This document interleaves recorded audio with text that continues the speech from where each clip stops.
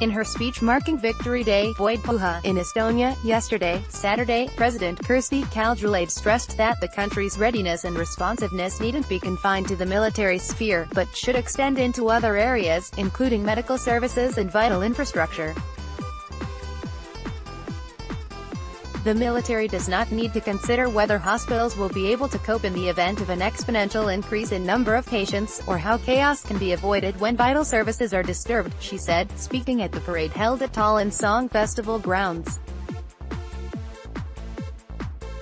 Ms. Kaljulaid outlined a total of 6 broad areas of defense, of which military capability was but one.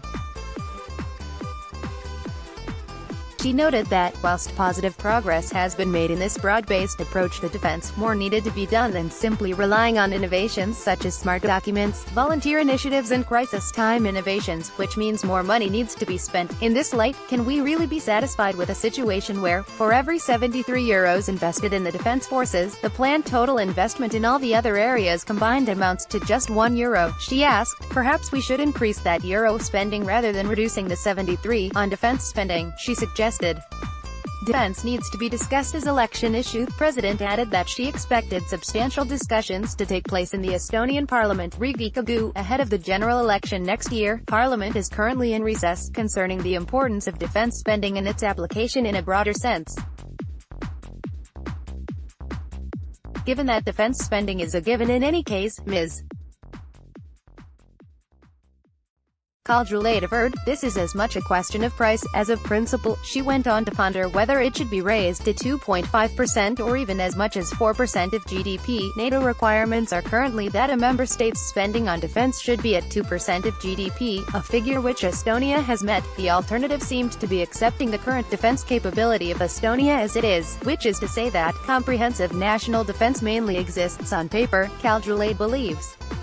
This would however need to be on the condition that it was something up for negotiation with the electorate in the run-up to the 2019 elections, against the backdrop of the current global political climate of better defense and yet paradoxically less stability, in her view. Estonians taking ownership of their country. Other themes teased out in the president's speech included the praiseworthy quality that Estonians have in sticking together in adversity, be it in the face of the forest fires that have blighted the country so far this summer following the unusually hot and dry spring, or other more substantial threats.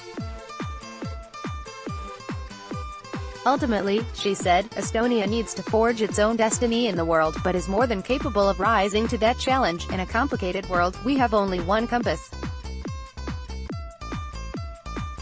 The needle of this compass orients itself according to a magnetic field of universal values: freedom, democracy, human rights and the rule of law, Ms. Kaljulaid said. As a small nation, we must not deviate from these values, not even once. We must not choose sides in particular disputes, but rather remain true to our compass.